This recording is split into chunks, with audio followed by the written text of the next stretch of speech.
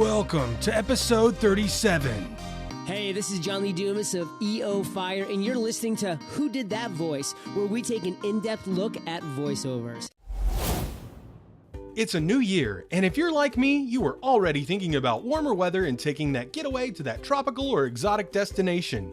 Maybe you plan to travel to Walt Disney World or Universal Studios. No matter what kind of trip you plan, 3D Travel Company is the company for you. Just visit 3dtravelcompany.com and let them know that Trenton sent you from Who Did That Voice. Or you can book on www.whodidthatvoice.co and click the Book Now button. For a limited time, Who Did That Voice listeners can receive a Disney gift card for qualifying Disney and Universal trips booked and traveled by the end of 2017. Book today and travel away. Welcome to Who Did That Voice, the show where we take an in-depth look at voiceover.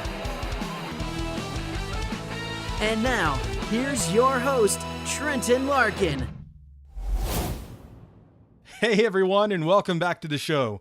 Today's special guest is someone who works behind the scenes to make voiceover a better place. He's a professional booth director, and we're going to learn more about him on today's adventure on Who Did That Voice. So sit back, relax, and enjoy the show.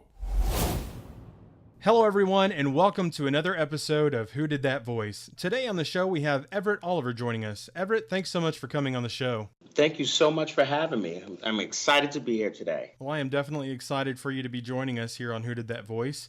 You know, the very first thing we always like to do, Everett, when we start out is just to get a background on who our special guest is. So who is Everett Oliver, the little boy that grew up into the man that is in the voiceover industry? Wow. I love how you said little boy. That was great. Well, I started in the animation industry back in 1992 was when I really started. I worked on The Simpsons for about a year, just copying all the actual layouts and designs for the, primetime show. Yeah. As time moved on, I worked on a bunch of Saturday morning shows. And that is when I really was homing in on my skills as far as learning everything, working with the artists, working with the directors, and working with the executives and the producers of the shows. Then after I finished the Saturday morning shows, I remember going to my supervisor and say, I was bored. I need to find something else to do because this is just not exciting me anymore. Then she says, I'm going to put you in voiceover casting. Wow. And I was like, voiceover casting? I'm like, what's that? I'm so green, I'm not sure what that is. She said, you're going to be working with the actors. I said, oh, okay. That should be fun.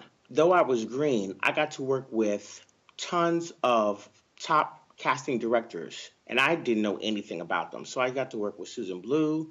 I got to work with Charlie Adler. I got to work with Jenny McSwain. Holy cow. And the list goes on and on. And so I did voiceover casting for about 10 years. Wow. For Film Roman, Columbia TriStar, and Disney. Goodness. So that gave me a whole perspective of, the voiceover industry, especially working on several shows, animated series. Then I worked, I went back into animation production, whereas I worked on King of the Hill for the last 3 seasons because it was like, we didn't have a place for me. So I really, like I said, worked with the executives really, and I was an executive assistant. So it really, I basically ran the show with the producer. It was very funny, very funny. So I learned how to, produce, an animated series. Then after that show had ended, I went to a talent agency where I was a booth director and didn't know anything about booth directing. Charlie Adler is my mentor, and Charlie is the one that told me, this is your next step. So I worked at AVO Talent for 5 years, and I got to really home in my skills as a director and working with, I've always wanted to do stuff creatively, and working with the actors and booking them it brought joy to me. That's awesome. Total joy to me. Wow. I mean, you working with Charlie Adler, that's awesome. I know we had him on the show not too long ago, and he's a treat. He really is. Oh, absolutely. I mean, I learned a lot from, besides Charlie and Jenny and Susan Blue, as far as, directing a series.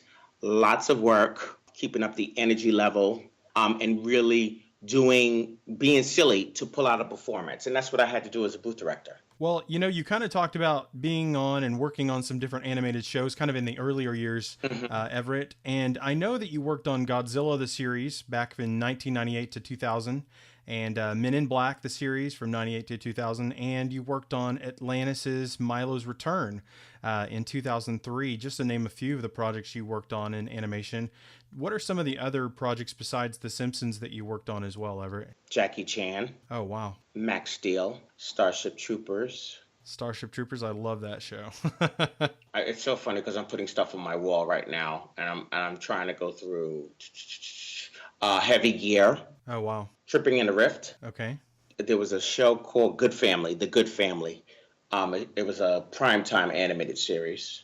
I think that's basically it, but I didn't do a really rough bio myself. Sometimes I forget all these shows. Well, you've worked on so much, It was so many shows. Well, that's fantastic. But I think it was about 10 plus shows. And it was at one time when I was working in casting, I was doing 5 shows at one time. So try keeping up with the shows. Try, keeping up with the shows. The actors who, needs to be at the actual recording session, contracts. So it was quite a treat. Wow, definitely. Well, kind of going back to the booth director stuff, what does a booth director do more specifically? Well, for me, it's about connecting with the actor and pulling a performance out. Okay.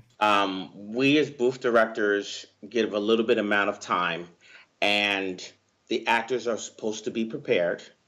They receive their copy from their agent, and usually we have a casting list, and we go ahead and direct the actors to best of our ability. Usually the actor will go ahead and give us our first pass, and then we basically tweak the performance, depending on if we say, that's great. So that's what basically a booth director does. But for me, I knew it was their bread and butter. Yeah. So I had to pull some tricks out of my hat because I knew that this job was so important to my actors.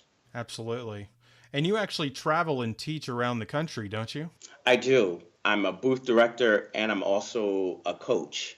So I just went to Dallas and taught a workshop in Dallas for a couple of days. I was actually in New York and in New Jersey directing actors over Zoom and Skype for a couple of weeks. And then I traveled to Denver and I did a meetup in Denver. So I'm hoping to do more traveling and connect with actors. And my biggest thing to the voiceover community is to inform them. I'm a great believer in giving back. I want to inform the actors on anything that they want to know. Absolutely. Okay. And I also want to direct actors on their auditions as well to bring the best performance out of them. So that's my goal, and that's my thing now, I should say. Absolutely. So that's kind of, out of all the skill sets you've acquired, that's the most important one to you now. Right. Okay. Right. Fantastic. And why would you say that is, that you enjoy teaching so much and just putting yourself out there to help others learn and grow? I don't know. It was something that just came natural to me. I was shy as a kid, but when I got up and I started teaching and I saw the actors' eyes sparkle, it's really rewarding to find a performer who they're an adult, but they can sound 12 years old and they think in their minds that they can't. Yeah. And that I don't know, it was just something that just hit the spirit and it brings out. So when I teach, I always find here and there a couple of actors and I'll go, that's a breakthrough. I can look at them. That's a breakthrough. You got your breakthrough. Yeah. Well, Everett, out of all the different projects that you've gotten to work on, like the shows that you were a part of, was there one that was more your favorite than another? I'm going to say Men in Black. And why that one? Pat Fraley and Pat Penny were hysterical on that show.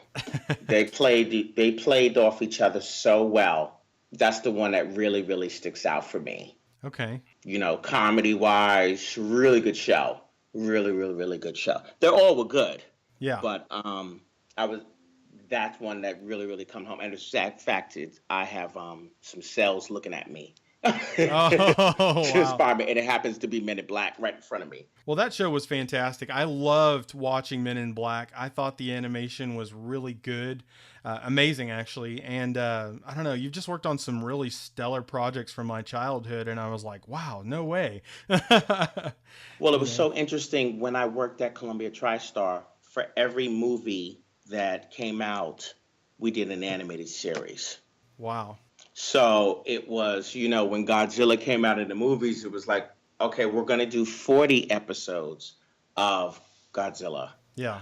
When Men in Black came out, which was a hit, I think Men in Black went 3 or 4 seasons. So it was like, wow, okay, it keeping up. I was on the move. I literally was on the move. Always going. Always going. And actually today I'm still on the move. People will tell you. They're like, "Where's he rushing to now?" So things don't change. I usually Yeah. don't change. Yeah. Well, I remember going to some place. It was like a Chuck E. Cheese, but it wasn't. And they had a laser tag arena, and all of the things that were there in the arena were from the Men in Black cartoon. And these aliens would pop up, and there were different Men in Black figures throughout the area too. And you just had to make sure you didn't shoot the agents, that you only shot the aliens that would come out at you. And it was, I don't remember where it was, but it was so fun. And it was the exact same characters from that show. So Yeah, I actually don't remember as well. yeah. Yes, it was fun. It was very, very fun. I haven't seen much of the actors too since the show has been gone. So Yeah. actually, I ran into Pat Fraley. I run into Pat Fraley all the time. Really?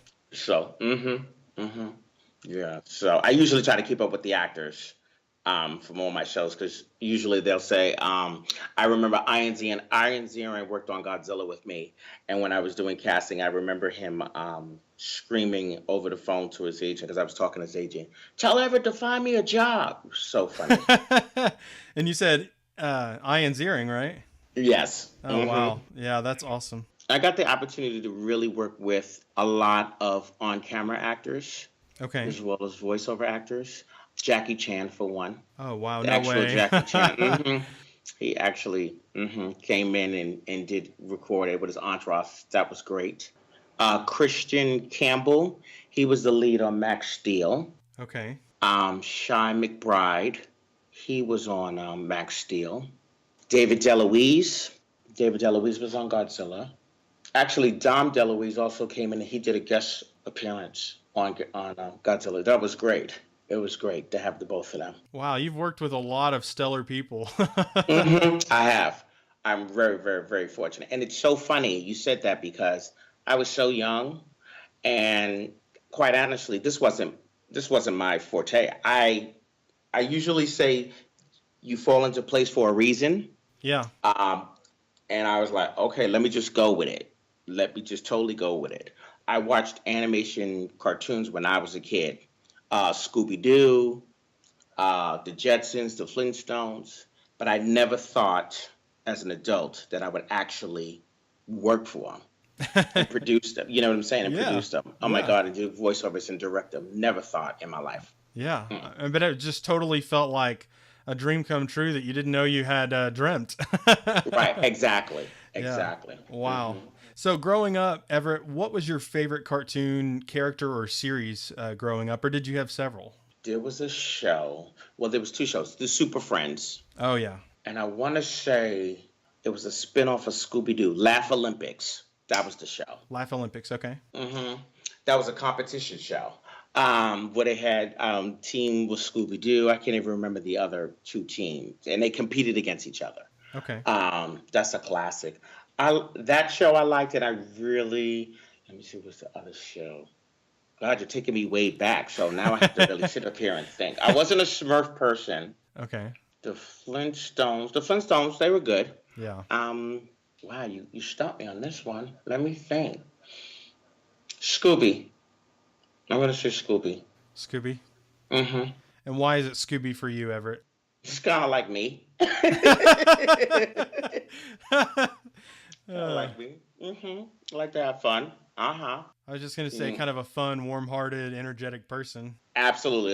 That's totally me. totally me. That's awesome. Mm-hmm. Well, you definitely seem that way. You know, you have a lot of energy and you just seem very likable and very easy to get along with. And I'm sure that helps a lot of the actors you work with when you're teaching them and working as a booth director and doing all the different roles you've done in the voiceover industries. I'm very easygoing, but when it comes to getting the performance out of an actor or my work, I'm like really serious and really focused. Absolutely. Because it's not a game. This is their lives. Yeah. And so when I'm in the booth, I play with actors just to get them warmed up, to see where they are, where their head is. Yeah. But I know what it takes.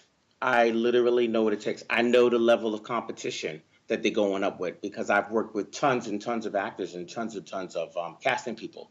So when I get an actor who's new, I like to know them first. Tell me a little bit about you. Tell me where you're from. Tell me something, because I can't pull a performance out of you unless I really know you. And that's how I operate. So when I go and I teach my classes, everybody reads for me. I had one actor, I guess he said he found me on the internet that I was teaching a workshop. When he read for me, I said to him, and I didn't really know too much about him. I asked him a couple of questions. And I said to him, you need to work in video games. That is your forte. And he just said, huh? I said, video games is totally you. I'm telling you, because I don't want to waste your time. 2 months went by, ran into him at a voiceover function, and he came and approached me. He said, I booked my first video game through you. You told me exactly what you said to me about the video game is exactly came true. I said, okay. That's awesome. That is really cool, Everett. So I'm an avid believer of let's pursue your dreams, because I will not knock your dreams out. But I'm going to tell you, don't waste your time doing this. That's not your genre.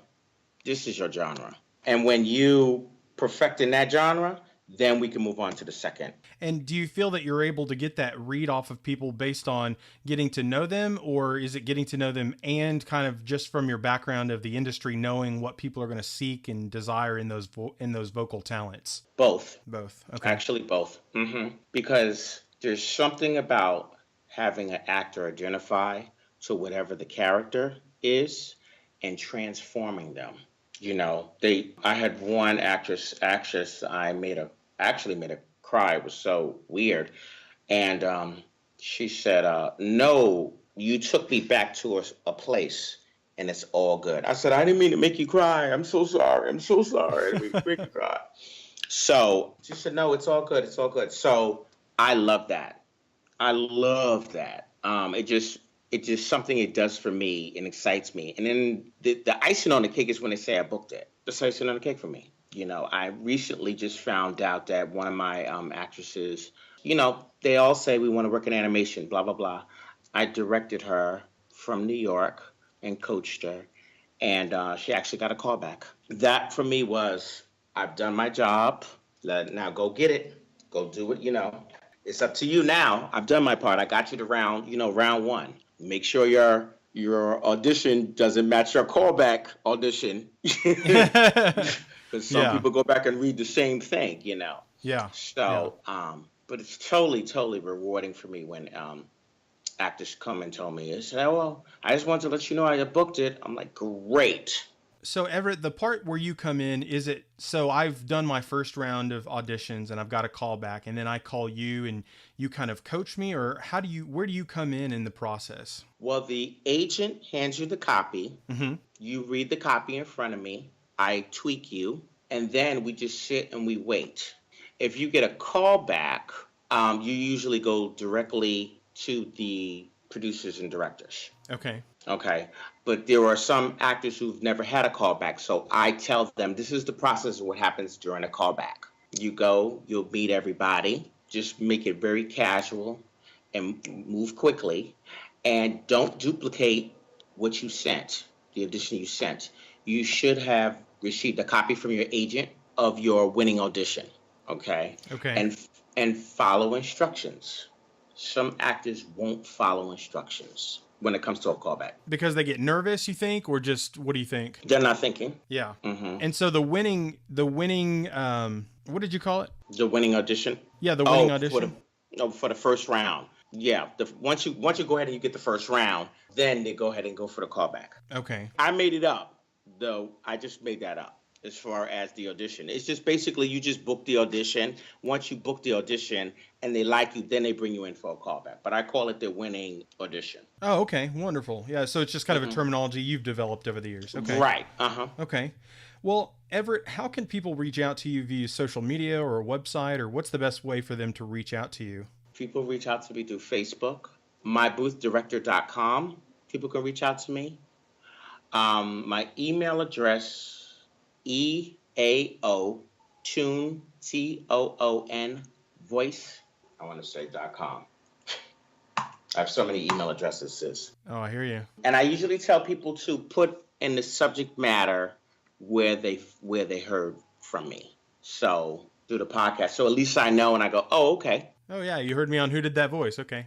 Absolutely. Right. Exactly. So I'm not all over, since I'm all over the place. Yeah. And I try to put as much, word association once I go ahead and say, oh, okay, I remember that person. Yeah. Okay. Yeah. So it's EAO tunevoice at gmail.com. Okay, absolutely. And so if people want to go to your website, do you then sometimes have postings for them to look for your classes if people are interested in having you teach them, or? I'm currently working on it. I mean, usually I will post stuff on Facebook, Okay. or I would also post it on Twitter. Okay, great. Well, social media is a huge thing nowadays, and I know I've definitely gotten into it more than I ever have before, so. Right. Oh, yeah, absolutely. I'm just really getting into Instagram. Okay. So I forgot that I had the account. I just never really turned it on, and now it's like, oh my God, I got to keep up with all the social media, blah, blah, blah. Because since I'm all over, and I run into a lot of people, oh, I saw you on VO Buzz Weekly. Oh, I saw you here. I saw you there. I'm like, oh, okay. So I'm constantly, what are you doing now? So Yeah. my goal is into 2017 to really, really keep up and do some more traveling, meeting voiceover actors in person and teaching them. I want to be different from the other voiceover coaches. So you will see me at a city near you. Absolutely. Well, that is fantastic, and we'll definitely look for it. Exactly.